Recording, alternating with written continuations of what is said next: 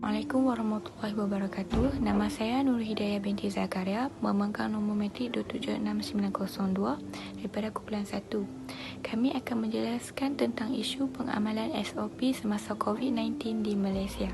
Pengenalan, seluruh dunia telah dikejutkan dengan jangkitan virus baru hasil bawaan daripada haiwan iaitu COVID-19 pada akhir tahun 2019 yang berasal daripada China. Keadaan ini telah mengejutkan seluruh masyarakat dunia termasuk negara kita sendiri yang telah menimbulkan kerisauan terhadap semua pihak kerana virus ini boleh merebak dan menyebabkan kematian. Pengenalan SOP telah dilaksanakan oleh kerajaan dari segi SOP terhadap sektor pendidikan, pekerjaan, majlis perkahwinan, keagamaan dan banyak lagi. Punca pengamalan SOP diteruskan bagi mengurangkan kes COVID-19. Penularan COVID-19 ini pastinya memakan masa yang agak lama sekiranya rakyat tidak peka dan gagal mematuhi sepenuhnya arahan yang diberikan. Oleh itu, rakyat perlu mematuhi SOP yang dikuatkuasakan kerajaan bagi membendung penularan virus tersebut. Okey, seterusnya, pembukaan semula ekonomi negara adalah punca amalan SOP terus dilakukan. Kerajaan Malaysia telah membuka semula sektor ekonomi negara dengan membenarkan industri dan aktiviti perniagaan untuk beroperasi secara menyeluruh. Namun, SOP terhadap premis perniagaan masih perlu dilaksanakan. Saya Nur Fatihah Najah binti Muhammad Fizal, nombor metrik 27840 akan menyampaikan slide yang seterusnya. Pada awal Jun 2020, kebanyakan sektor di negara Malaysia ini telah pun dibuka semula untuk menjamin kelangsungan ekonomi di negara Malaysia ini. Oleh itu, prosedur operasi standard SOP telah pun dilaksanakan bagi mengelakkan penularan jangkitan COVID-19 tersebut berleluasa.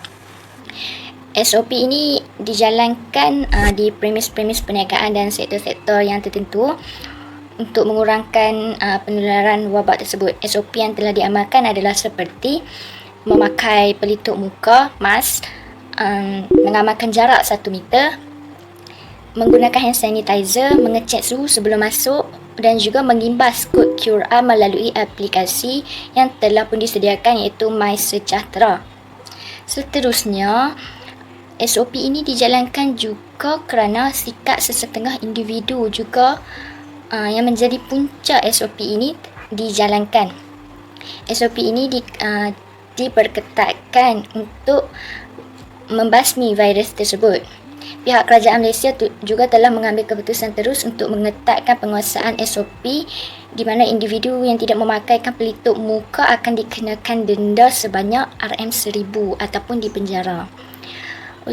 Oleh itu, kita perlulah mengikuti berita berkaitan COVID-19 di luar negara dan di dalam negara agar kita sentiasa berwaspada dan sentiasa menerapkan amalan SOP dalam kehidupan seharian kita. Assalamualaikum, nama saya Siti Atira binti Muhammad Jakir, nombor matriks 277028. Saya akan menghuraikan tentang kepentingan pengamalan SOP. SOP adalah antara langkah untuk mengelakkan masyarakat di negara kita daripada dijangkiti wabak baru yang kini melanda negara iaitu virus COVID-19. Semua masyarakat harus bersedia menerima pengamalan yang baru dalam kehidupan seharian dengan mematuhi SOP-SOP yang telah ditetapkan untuk kebaikan kita dan negara. Antara pengamalan SOP yang perlu diamalkan ialah menjarakkan diri 1 meter dengan individu yang lain semasa berada di tempat awam. Hal ini adalah untuk mengelakkan kita bersentuhan dengan individu yang lain, sekaligus hal ini akan dapat mengurangkan risiko individu untuk mendapatkan jangkitan COVID-19. Hai, nama saya Angela Selia Anak Jai dengan nombor metrik 276948. Kepentingan mengamalkan SOP juga adalah bagi menghalang fenomena tercetusnya gelombang baharu wabak COVID-19 yang lebih besar. Kita sedia maklum bahawa fenomena ini sangat bahaya bagi seluruh masyarakat dunia. Itulah pentingnya pengenalan beberapa SOP baharu oleh kerajaan. Bukan sahaja untuk mengelakkan gelombang baharu, malah bagi memutuskan rantaian COVID-19 yang sedia ada. Berikutan hal tersebut, beberapa SOP baharu yang harus diamalkan oleh masyarakat buat saat ini seperti dalam mengadakan majlis secara besar-besaran sangat tidak digalakkan. Contohnya, mengadakan majlis perkahwinan, perhimpunan dan majlis convocation. Hal ini kerana majlis-majlis demikian dapat mencetuskan penularan secara besar-besaran. Dengan adanya SOP untuk memakai pelitup muka, ianya dapat mengelakkan komunikasi secara langsung antara individu. Pandemik COVID-19 merupakan penyakit yang sangat mudah berjangkit. Menurut kajian yang telah dijalankan, individu yang terjangkit boleh menjangkiti seseorang dengan cecair. Apabila individu memakai pelitup muka, risiko untuk cecair tersebut terkena individu lain adalah kurang. Cecair daripada individu terjangkit apabila batuk, bersin, bercakap boleh terkena pada individu lain. Oleh itu, pematuhan SOP dengan memakai pelitup muka adalah sangat penting. Dalam aspek lain pula, pengamalan SOP juga penting bagi negara dalam usaha memulihkan sektor yang telah banyak terjejas akibat wabak COVID-19. Kerajaan berusaha meneruskan aktiviti yang telah banyak tergendala akibat fenomena ini, terutamanya yang melibatkan sektor ekonomi. Namun demikian, kerajaan perlu memastikan keadaan sentiasa terkawal dan keselamatan masyarakat terjamin. Oleh itu, wujudnya beberapa SOP baharu juga seperti prosedur dalam pembukaan premis perniagaan. Seperti yang kita lihat sekarang di kawasan membeli belah, setiap peniaga menyediakan kemudahan untuk merekodkan kunjungan daripada pelanggan dan juga alat untuk memeriksa suhu untuk memastikan setiap pelanggan tidak mengalami simptom awal COVID-19. Dengan cara ini sahaja, kerajaan dapat menyelamatkan sektor-sektor yang terjejas akibat fenomena ini. Antara kesan positif penularan COVID-19 ialah dapat mengukuhkan semangat perpaduan di kalangan rakyat. Rakyat berganding bahu bersama-sama kerajaan menghulurkan bantuan kepada golongan yang memerlukan, terutama dalam tempoh perintah kawalan pergerakan iaitu PKP yang dilaksanakan. Sebagai contoh, beberapa individu juga badan bukan kerajaan menghulurkan bantuan seperti makanan, tempat tinggal, wang ringgit dan lain-lain kepada mereka dalam melangsungkan kehidupan seharian. Kesan positif berikut ialah wujud sifat tanggungjawab dalam individu. Sikap tanggungjawab rakyat dalam mematuhi SOP amat dipuji dan ini membuka peluang kepada kerajaan untuk menguruskan penularan COVID-19 ini dengan cekap.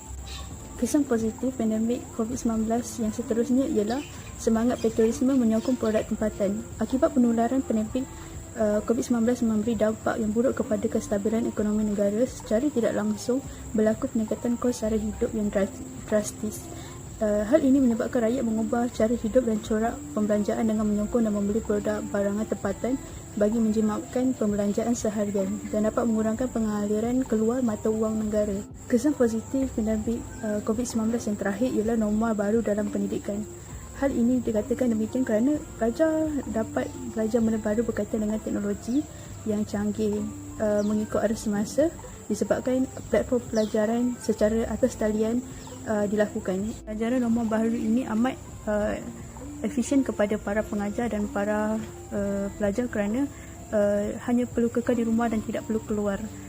Assalamualaikum dan salam sejahtera. Nama saya Amira Hazarina binti Ibrahim, nombor matrik 276815. Jadi saya akan teruskan pembentangan dengan kesan negatif isu pandemik COVID.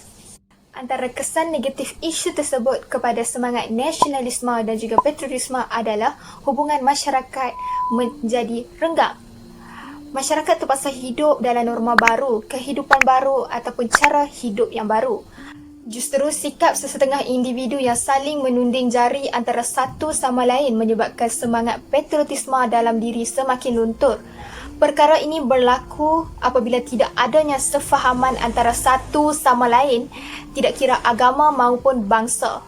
Di samping itu, wujudnya individu yang mementingkan diri sendiri juga merupakan salah satu kesan negatif isu pandemik COVID, di mana rakyat tidak mempunyai sikap tanggungjawab dalam diri, di mana tidak mengikut peraturan dan pengamalan SOP yang telah ditetapkan oleh pihak kerajaan. Selain itu, kesan isu tersebut kepada semangat nasionalisme dan patriotisme dalam pembinaan negara bangsa juga adalah sistem pendidikan terjejas. Hal ini demikian kerana sekolah, universiti, pusat-pusat pendidikan lain terpaksa diarahkan tutup akibat isu pandemik COVID ini. Jadi, semua pelajar di Malaysia terpaksa meneruskan pembelajaran secara atas talian. Akhir sekali, kesan negatif isu ini juga adalah menyebabkan ekonomi negara terjejas. Hal ini dikatakan demikian kerana pintu keluar masuk negara terpaksa ditutup buat sementara waktu. Justru, kebanyakan masyarakat telah kehilangan pekerjaan sejak bermulanya pandemik COVID ini. Kerajaan dalam membendung penularan virus COVID-19 di Malaysia adalah dengan mengetatkan lagi prosedur operasi standard yang telah dilaksanakan terhadap masyarakat. Masyarakat yang gagal mematuhi arahan yang telah dikeluarkan oleh kerajaan akan dikenakan tindakan undang-undang. Tugas barisan hadapan seperti jururawat, doktor dan petugas kesihatan yang lain, mereka bertanggungjawab dalam merawat para pesakit. Mereka merupakan komponen yang penting untuk mengurangkan kes-kes COVID-19 di Malaysia. Mereka juga melakukan saringan terhadap individu-individu yang disyaki terkena jangkitan tersebut. Tugas barisan hadapan yang lain seperti polis, tentera, pertahanan awam, rela dan sebagainya, mereka juga menjalankan tanggungjawab masing-masing dalam mengekang penularan virus tersebut. Mereka mengadakan sekatan jalan raya semasa perintah kawalan pergerakan, menghulurkan bantuan dan banyak lagi. Peranan badan bukan kerajaan juga sebahagian usaha yang sangat penting dalam menghadapi isu COVID-19. Badan ini mempunyai tanggungjawab besar dalam memberi sokongan kepada usaha yang dilakukan oleh kerajaan, sama ada dalam usaha memutuskan rantaian COVID-19 maupun dalam usaha membantu masyarakat yang banyak terjejas akibat COVID-19. Antaranya adalah melalui sumbangan dari segi kewangan. Badan bukan kerajaan juga digalakkan untuk terus mewujudkan perkhidmatan dan kaedah baharu yang bersesuaian dengan norma hidup baharu. Contohnya adalah membeli belah secara atas talian. Hal-hal sedemikian sedikit sebanyak membantu dan memudahkan masyarakat kini. Tanggungjawab masyarakat merupakan peranan paling penting dalam berhadapan dengan isu COVID-19. Kerjasama masyarakat sangat membantu dalam usaha menghentikan wabak ini. Oleh sebab itulah, masyarakat diseru untuk terus patuh kepada SOP yang telah ditetapkan. Masyarakat seharusnya mengelakkan sikap mementingkan diri sendiri dan bertingkah sambil lewa. Masyarakat pula harus terus membiasakan diri dengan gaya hidup baru. Selain itu, masyarakat harus mula belajar mementingkan penjagaan kesihatan pada setiap masa. Malah, komunikasi antara masyarakat juga hendaklah dikurangkan buat masa sekarang untuk menghentikan penularan virus COVID-19.